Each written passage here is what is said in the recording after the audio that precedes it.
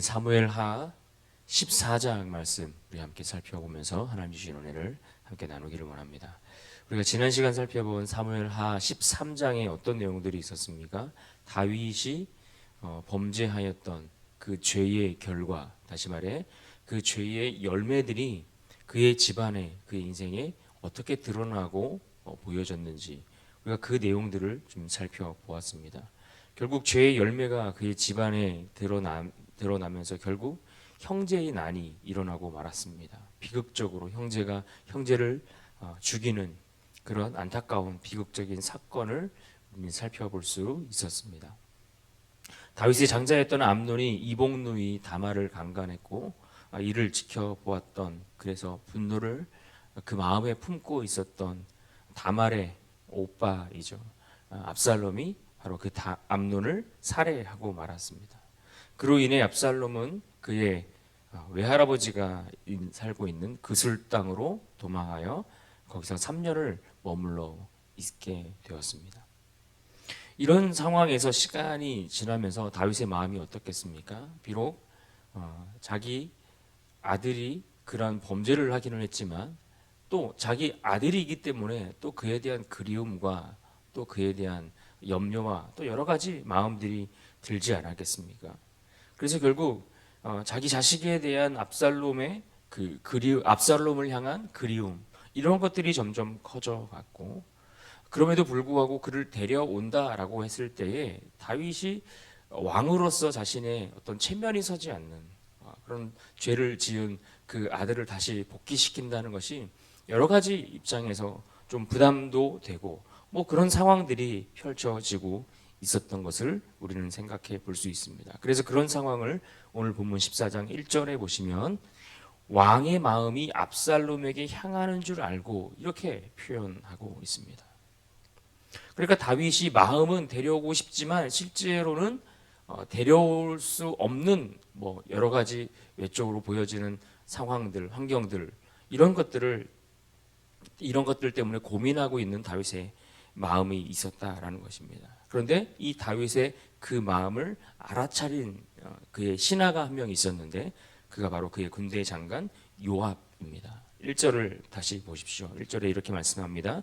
스루야의 아들 요압이 왕의 마음이 압살롬에게로 향하는 줄 알고, 그러니까 요압이 다윗의 마음을 알고 이 압살롬을 다윗이 용서하고 다시 왕궁으로 데려오도록 하는 그 일에 요압이 앞장서서 그 일을 계획하고, 엄밀히 이야기하면 그 일을 꾸미고 어떤 그런 과정들을 오늘 말씀 속에서 볼 수가 있습니다.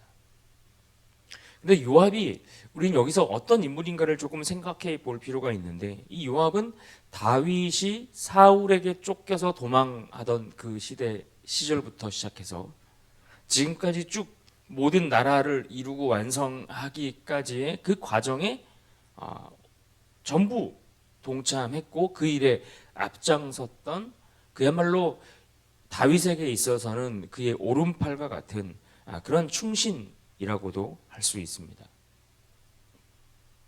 그러나 동시에 그는 어떤 권력에 대한 대단한 어떤 야망을 늘 마음에 품고 다니는 그런 인물인 것을 우리는 알 수가 있습니다.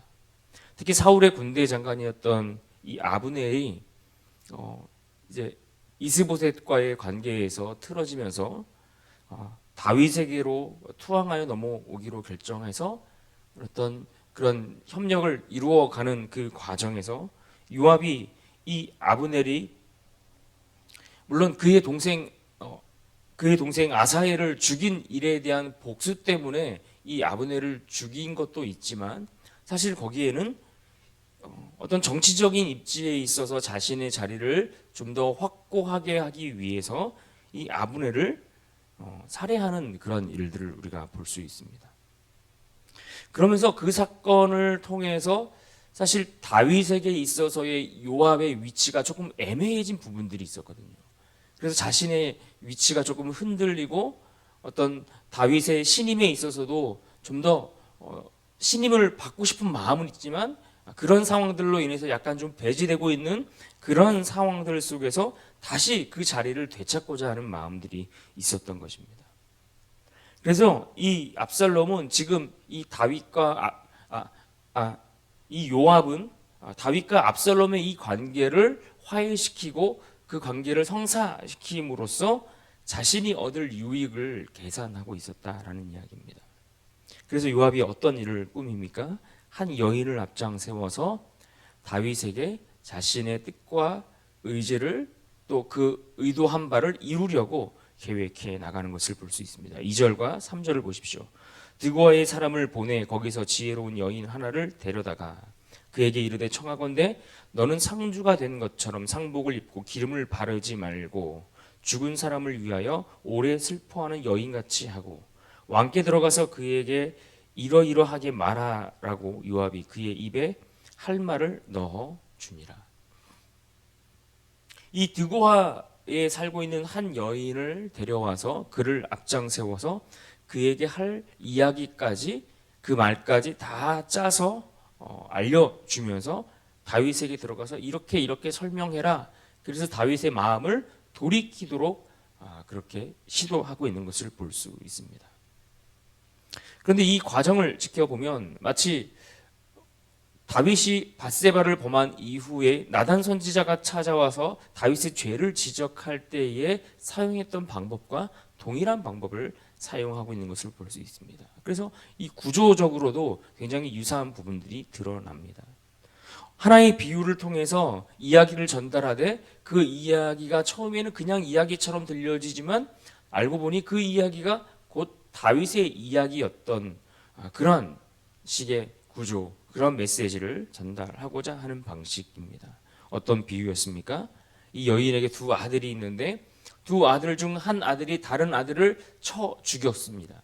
그래서 그 일로 인해서 마을 사람들이 그 살인한 그 아들을 마저 벌하겠다고 그를 내놓으라고 그렇게 하고 있는 상황에 대해서 이야기를 하자 다윗은 그 이야기를 듣고 죄를 지었지만 그 아들은 살려주어야 한다라는 판결을 내려준 것이죠.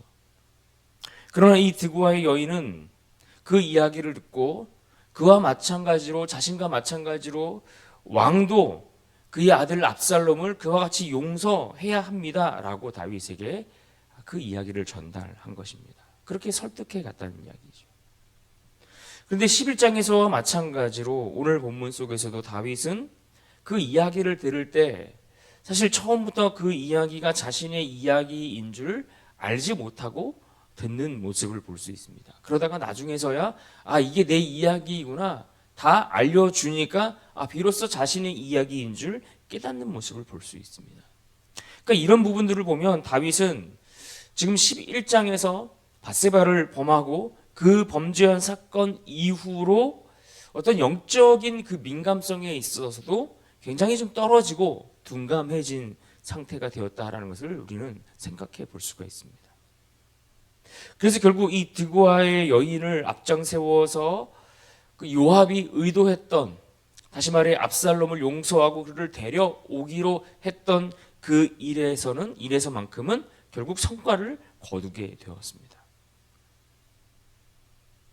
그래서 결국 압살롬이 다시 예루살렘에 들어오는 일까지는 성공을 거두게 되었지만 사실 그 이후에 이어지는 내용들을 살펴본다면 이 요압이 의도했던 이 계략은 실제로 성공하지 못했다라고 볼 수 있습니다. 왜냐하면 그 일이 이 오늘 본문 속에서 압살롬을 데려오게 되었던 그 사건이 오히려 다윗에게 그리고 이스라엘 전체에 있어서 아주 큰 불화와 위기를 가져다 주는 하나의 원인이 되고 말았기 때문에 그렇습니다. 왜 그렇습니까? 다윗이 이 드고아 여인의 말을 듣고 또 요압의 이야기처럼 의도했던 대로 압살롬을 데려오기는 했지만 그가 예루살렘으로 오기는 했지만 그러나 그를 다윗이 만나주지 않았기 때문입니다. 무려 2년이 흐르는 시간 동안에 압살롬의 얼굴을 대면하지 않고 왕 앞에 나오는 것들을 허락하지 않고 그 시간을 그냥 그렇게 흘려보냈습니다. 21절을 보십시오. 왕이 요압에게 이르되 내가 이 일을 허락하였으니 가서 청년 압살롬을 데려오라 하니라. 분명 그렇게 데려왔는데 이어지는 23절과 24절에 뭐라고 말합니까? 요압이 일어나 그슬로 가서 압살롬을 데리고 예루살렘으로 오니 왕이 이르되 그를 그의 집으로 물러가게 하여 내 얼굴을 볼 수 없게 하라 하매 압살롬이 자기 집으로 돌아가고 왕의 얼굴을 보지 못하니라. 그러니까 요압이 주도해서 압살롬이 돌아오기는 했지만 그를 만나주지 않는 다윗으로 인해서 많은 시간이 그냥 쭉 흘러가는 겁니다. 그러니까 돌아온 의미가 실제로 별로 없는 그런 상황이 펼쳐지고 있는 것이죠. 압살롬은 자신을 만나주지 않는 다윗으로 인해서 그 마음에 조바심이 일어났을 것입니다. 내가 무엇하러 이렇게 와서 아버지에게 이렇게 냉대를 받고 있는 것인가. 서운한 마음들도 그 안에 있었겠죠. 그래서 결국 이 압살롬은 자신을 데리고 온 요압을 재촉하기 시작합니다. 다윗에게 나아갈 수 있는 자리를 만들어 달라고 요구하고 있는 것이죠. 그래서 결국 14장 제일 마지막 절 33절에는 다윗과 압살롬이 다시 재회했다라는 장면으로 14장의 내용이 끝을 맺습니다. 그래서 결국 이 14장에서 있었던 오늘 본문의 사건은 이어지는 15장에 왜 그 15장의 사건이 일어났는지를 보여주는 하나의 원인이 무엇인지를 이야기해주는 내용이 14장의 내용인 것입니다. 15장에는 다윗의 통치 기간 중에 가장 큰 위기를 초래했던 하나의 사건이 발생하는데 바로 이 압살롬이 다윗의 아들 압살롬이 다윗을 향해서 반역을 일으키는 반란을 일으키는 사건입니다. 그러니까 오늘 본문 14장은 그 반란을 일으키는 원인이 되었던 사건이죠. 그러면 우리는 이 14장의 이야기를 통해서 무엇을 생각해 봐야 하겠습니까? 먼저는 왜 요압의 계략이 실패로 돌아갈 수밖에 없었는가 하는 것입니다. 또 하나는 그러면 다윗은 이 압살롬을 데려다 놓고 왜 그를 만나주지도 않고 그의 죄에 대해서 그가 저질렀던 그런 문제에 대해서 적극적으로 해결해 주지 못했는가 하는 것들을 우리는 좀 생각해 볼 필요가 있습니다. 왜 요압의 계략이 실패하고 말았습니까? 그 이유를 간단하게 한마디로 이야기하라고 한다면 그것은 그의 방법이 철저히 인간적인 방법에 지나지 않았기 때문에 그렇습니다. 그는 다윗과 압살롬의 관계를 회복하는 그 일에 있어서 가장 중요한 하나님이 원하시는 방법이 무엇인지를 알지 못하고 그저 자신의 유익만을 위해 인간적인 방법만을 사용했다라는 이야기입니다. 참된 회개와 용서 없이 진정한 관계의 회복을 이루는 것이 가능할까요? 그렇지 않음을 오늘 말씀은 분명하게 보여주고 있습니다. 요압은 그저 자신의 정치적 입장과 이익을 위해 온갖 인간적인 방법을 동원하여 두 사람의 관계를 회복시키려고 애를 쓰고 있지만 관계 회복은 이와 같은 인간적인 방법으로 되지 않는다는 것을 우리는 알아야 합니다. 하나님의 방식은 무엇입니까? 하나님의 방식은 이 문제에 있어서 핵심이 되는 그 죄의 문제를 어떻게 다룰 것인가, 이것이 사실은 중요한 문제인데 이 문제를 제쳐두고 그것을 해결하려고 했다라는 이야기입니다. 하나님은 이 진정한 회개를 통해서 그 죄의 문제가 다루어지고 그렇게 함으로써 하나님의 정의가 드러나야 하는데 이것을 전혀 생각지 못하고 있다라는 이야기입니다. 오히려 그것은 다 배제한 채 요압은 철저히 인간적인 생각과 방법으로만 채워가고 있는 것이죠. 그래서 압살롬이 암논을 죽였던 그 죄의 문제는 완전히 생각하지도 않고 그 문제에 대해서 묻지도 않고 그렇게 진정한 죄에 대한 회개를 제쳐두고 그저 인간적인 감정만을 앞세워서 그 문제를 해결하려고 했기 때문에 게다가 자신의 욕망까지 더해서 이 문제를 풀어가려고 하지 않았습니까? 그래서 결국은 이 일이 실패로 돌아갈 수밖에 없었다라는 이야기입니다. 하나님은 분명 우리를 용서하시기를 원하고 우리가 회복되기를 원하시지만 그러나 그 죄에 대해서도 공의가 함께 세워지기를 기대하시는 다는 사실을 우리는 기억해야 합니다. 그래서 진정한 용서라는 것은 죄를 덮어주는 것이 아니라 그 죄의 문제를 어떻게 풀어갈 것인가, 이 죄의 문제를 어떻게 해결할 것인가, 이것이 전제되어야 한다는 것을 우리는 알아야 합니다. 또 다윗이 압살롬을 데려왔음에도 불구하고 그를 대면하지 않고 그렇게 긴 시간을 흘려 보내는 것은 다윗의 마음에 진정한 용서가 이루어지지 않았다는 것을 우리는 볼 수가 있는 것입니다. 사실 다윗도 하나님 앞에서 생각을 해보면 동일하게 살인까지 하는 그런 죄를 저질러 용서를 받았지만 그는 압살롬을 데려오는 일에 있어서 말로만 용서를 했을 뿐 실제로 그의 마음은 완전히 닫혀 있었다라는 이야기입니다. 그래서 24절 말씀에 왕이 이르되라고 표현한 이 부분은 단순히 말을 건넸다는 표현이 아니라 권위를 가진 하나의 어떤 명령적인 선언을 표현하는 그런 문구입니다. 그러면서 뭐라고 말했습니까? 내 얼굴을 볼 수 없게 하라, 이렇게 다윗이 이야기를 했습니다. 그러니까 이 말은 지금 다윗이 압살롬을 불러놓고서 단순히 그와 거리를 내가 두겠다, 이 표현이 아니라 그 거리 두는 관계를 넘어 관계의 단절을 의미하는 그 뜻이 이 말씀 가운데 담겨져 있죠. 그러니까 아버지로서 아들을 데려다 놓고서 그 죄의 문제에 대해서 적극적으로 나서서 어떻게 이 죄 문제를 해결할 것인지에 대해서 지도하지도 가르치지도 않았을 뿐더러 그 자녀를 향해서 아버지로서 진정한 용서도 보여주지 못했다라는 이야기입니다. 어떻게 아버지로서 자녀를 용서하고 다시 그 죄의 문제를 딛고 일어서도록 도와야 할지를 그가 보여주지도 못했고 행하지도 못했다라는 것이죠. 그런데 생각해보면 우리도 이 다윗과 같은 이러한 실수, 이러한 잘못, 이러한 우를 범할 때가 있습니다. 우리가 자녀들이 되었든 아니면 다른 사람들과의 관계가 되었든 어떤 용서라는 이 주제를 우리가 생각할 때에 이것이 어디서부터 출발해야 합니까? 하나님의 사랑을 온전히 깨닫고 아는 것에서부터 출발해야 가능한 일입니다. 하나님이 우리를 어떻게 사랑하셨고 하나님이 우리를 어떻게 용서하셨는지를 알고 기억하고 그것을 온전히 깨닫는 것에서부터 출발하지 않으면 우리는 그 누구도 사실 용서할 수 있는 힘이 우리에게 있지 않습니다. 우리에게는 누구를 용서할 수 있는 힘도 없고 그럴 만한 능력도 없는 연약한 자들이죠. 우리는 어쩌면 압살롬과 같이 용서를 하지 못해 오히려 그 마음에 복수의 칼을 갈고 살아가는 그러한 연약한 존재에 불과하다는 것입니다. 그러나 우리가 하나님의 그 온전한 사랑과 하나님의 그 긍휼을 우리가 어떻게 누리고 살아가고 있는가를 온전히 깨닫고 알고 그 하나님의 사랑에 깃대어 거기서부터 출발한다면 비로소 그 하나님의 사랑에 힘입어 우리도 누군가를 용서하고 누군가에게 긍휼을 흘려보낼 수 있는 그러한 은혜가 우리에게 주어진다는 것을 우리는 알아야 합니다.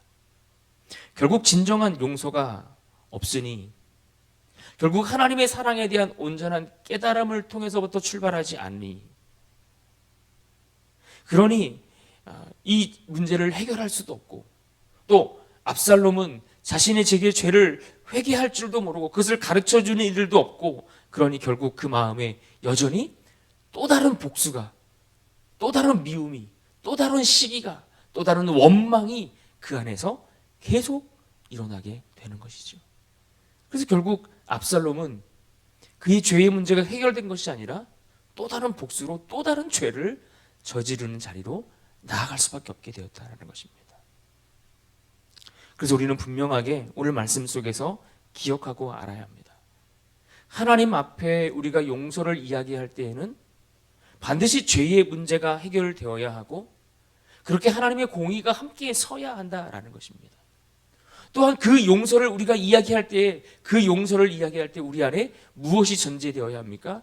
하나님이 우리를 어떻게 용서하셨는지 우리가 하나님의 사랑을 어떻게 누리고 살아가는지 이것을 깨달아 아는 것에서부터 출발해야 함을 우리는 기억해야 할 것입니다. 그러므로 오늘 본문 가운데 마지막 33절을 우리가 함께 읽으면 좋겠습니다. 33절 같이 한번 읽어볼까요? 함께 읽습니다. 시작. 요압이 왕께 나아가서 그에게 아뢰매 왕이 압살롬을 부르니 그가 왕께 나아가 그 앞에서 얼굴을 땅에 대어 그에게 절하매 왕이 압살롬과 입을 맞추니라. 참된 회복은 단순한 감정으로 되지 않고 죄에 대한 회개와 그로 인한 진정한 용서를 통해 이루어짐을 기억할 수 있기를 바랍니다. 우리가 이것을 기억하고 하나님 안에서 오늘도 살아가는 이 한날이 진정한 관계의 회복을 통해 하나님이 주시는 기쁨을 맛보고 누리는 그런 복된 한날이 될 수 있기를 주님의 이름으로 축원합니다.